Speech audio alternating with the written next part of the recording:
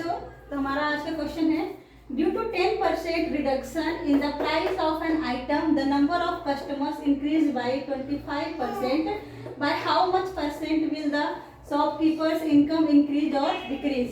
Question में कहता है कि यदि आपका कोई आइटम है और उसका प्राइस 10% रिड्यूस कर दिया जाए, मतलब कम कर दिया जाए, तो नंबर ऑफ कस्टमर क्या जाते हैं, इंक्रीज हो जाते हैं। वो भी कितना, 25%। ठीक है, तो क्वेश्चन में बोल रहा है कि जब आपका प्राइस रिड्यूस हो रहा है, डिक्रीज हो रहा है और आपके कस्टमर्स इंक्रीज हो रहे हैं, तो जो शॉपकीपर्स है उसका जो रिवेन्यू है वो इंक्रीज होगा। रिवेन्यू इन द सेंस की इनकम इंक्रीज होगा या फिर डिक्रीज होगा, वो भी परसेंट में बताना है आपको कि how much percent will the shopkeeper's income increase और डिक्रीज। तो अच्छा ये बताइए, 10% रिड्यूस और 25% इंक्रीज होने से पहले कुछ तो उनका प्राइस रहा होगा, नंबर ऑफ कस्टमर्स रहे होंगे, कितना आई डोंट नो, हमें पता नहीं है ना। तो हम क्या करते हैं, लेट, जो हम चीज़ें हमें पता नहीं होती मैथ्स में, मुझसे क्या करते हैं, लेट कर लेते हैं। हमने लेट कर दिया कि let the number of customers 100, और कभी कभी क्वेश्चन दिमाग में आता है बच्चों के कि 100 ही क्यों एज्यूम करते हैं। 100 से एज्यूम करने पे ना क्वेश्चन को सॉल्व करना काफ़ी ईजी हो जाता है। ठीक है, तो let the number of customers 100 and let the original price 100। ठीक है ना, तो हमारे कस्टमर कितने थे, 100, और ओरिजिनल प्राइस कितने थे, 100। तो जब कस्टमर 100 प्राइस 100, तो ओरिजिनल रिवेन्यू कितना रहा होगा, 10,000। मतलब कस्टमर मल्टीप्लाई बाई प्राइस, तो कितना आ गया, 10,000। अब अकॉर्डिंग टू क्वेश्चन चलते हैं। अब क्वेश्चन में क्या कर रहा है कि जो प्राइस है उसमें 10% का क्या हुआ, रिडक्शन हुआ है। 10% का रिडक्शन मतलब जो एक्चुअल प्राइस था उसका 10% कितना होगा, 10, और जब और वो रिड्यूस हुआ है मतलब कि कम हुआ है, तो 10 माइनस 100 माइनस 10 कितना हो जाएगा, 90। तो आपको समझ आया होगा कि 90 कैसे आया न्यू प्राइस। ठीक है, और उसी तरीके से जो कस्टमर्स हैं उनमें क्या हुआ है, 25% इंक्रीज हुए हैं। तो पहले कस्टमर से ही तो कंपेयर करेंगे ना। पहले कस्टमर कितने थे, 100 थे, और 100 का 25% कितना हो गया, 25। देन हम क्या करेंगे, 100 में 25 ऐड कर देंगे, तो कितना आ जाएगा, 125। ओके, तो हमारा न्यू प्राइस क्या आ गया, 90। न्यू कस्टमर्स क्या आ गए, 125। The price new, customer new, तो रिवेन्यू भी न्यू होगा। तो न्यू रिवेन्यू क्या होगा, जैसे कि प्राइस मल्टीप्लाई कस्टमर्स, तो प्राइस मल्टीप्लाई बाय कस्टमर्स, तो कितना आ जाएगा, 90 क्या हुआ प्राइस और 125 क्या हो गए कस्टमर्स हुए। तो जब मल्टीप्लाई करने पर कितना आ जाएगा, 11,250। ठीक है ना, कितना, 11,250। तो हम यहाँ से क्या देख रहे हैं कि जो हमारा न्यू रेवेन्यू है वो ग्रेटर देन है ओरिजिनल रेवेन्यू से। क्या, न्यू रेवेन्यू जो है वो ग्रेटर देन है ओरिजिनल रेवेन्यू से। इसका मतलब क्या हो रहा है, इंक्रीज हो रहा है।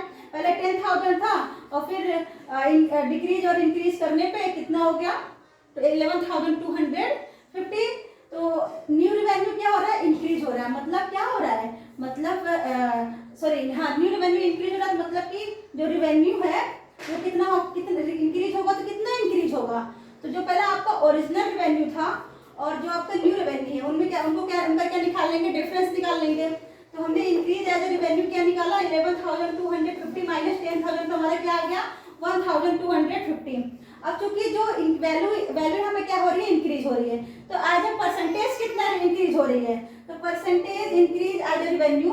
तो हम परसेंटेज कैसे निकालते हैं, जो हमारा ओरिजिनल रिवेन्यू होता है और उसमें जो इंक्रीज एज ए रिवेन्यू आया है उसको न्यूमरेटर में लिखेंगे, और जो ओरिजिनल रिवेन्यू होता है उसको डिनोमिनेटर में लिखेंगे, और देन मल्टीप्लाई बाय 100। तो इस तरीके से हम अपना परसेंटेज निकाल लेते हैं। अब देखिए, ये 20 से ये 20 कैंसिल हो गया, तो बचा कितना, 1250 अपॉन में 100। और फिर जब 100 से आप 1250 को डिवाइड करोगे, मतलब 1250 को, तो कितना आ जाएगा, 12.50%। तो ये हमारा क्या हो गया, आंसर हो गया।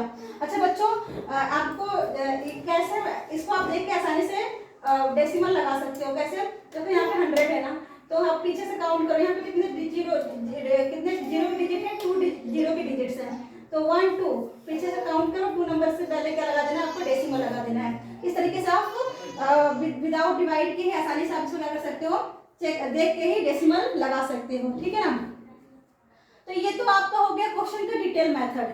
जैसा कि मैं आपको हमेशा कहती हूँ कि किसी भी क्वेश्चन को शॉर्ट ट्रिक जानने से पहले उसका डिटेल मेथड जानना बहुत जरूरी होता है, क्योंकि पेपर के टाइम में शॉर्ट ट्रिक या रिमेंबर रहे या ना रहे, लेकिन ये जो डिटेल मेथड रहता है ना, कॉन्सेप्ट आपके दिमाग में अगर सेव रहता है तो आप इतना न लिख के फटाफट करके भी आप इसे सॉल्व कर सकते हो, लेकिन भाई टाइम को कम करने के लिए शॉर्ट ट्रिक भी आना आज के टाइम में बहुत जरूरी है, क्योंकि टाइम बहुत ही कम मिलता है हमें क्वेश्चन को सॉल्व करने में, और किसी किसी क्वेश्चन को सॉल्व करने में टाइम ज़्यादा भी लग जाता है। तो जो इजी क्वेश्चन होते हैं उनको शॉर्ट ट्रिक से करने का मतलब है कि बहुत ही टाइम का क्या हो जाता है, सेविंग हो जाता है।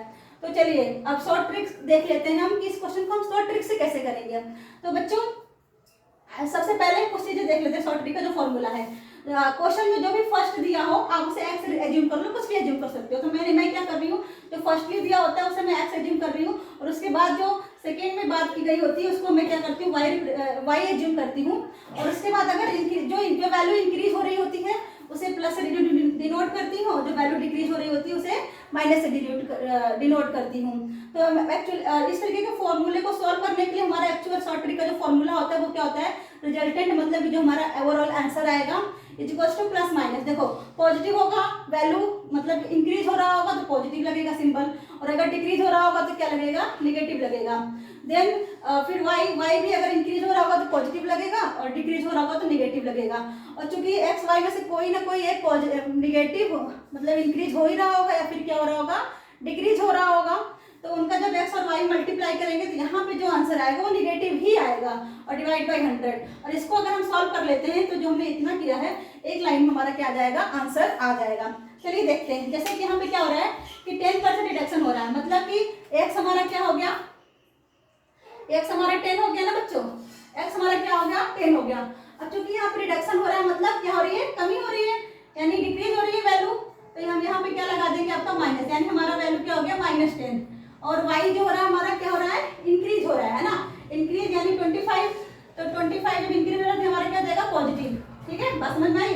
अब वैल्यू पुट कर दीजिए बस, x की वैल्यू कितनी है हमारी -10, और y की वैल्यू कितनी है हमारी +25, और -10 मल्टीप्लाई बाई 25 और डिवाइड बाई क्या हो गया 100। जैसा कि 25 4 जा 100 है ना, और 2 2 जा 4 2 5 जा 10, तो कितना आ गया 5/2। और 25 में से 10 को लेस करेंगे तो कितना आएगा, 5 - 0 5, 2 - 1 1, तो ये 15 आ गया, और माइनस ये आ गया 5/2, यहाँ से क्या आ गया ये 5/2। अब इसको हम क्या कर लेते हैं, सॉल्व कर लेते हैं। इसको सॉल्व कर लेंगे तो ये 30 - 5 डिवाइड बाई 2, और 30 - 5 कितना हो जाएगा, 10 - 5 5, और ये क्या हो गया 2 डिवाइड बाई 2। ठीक है, 25 2 1 जा 2 2 2 जा 4,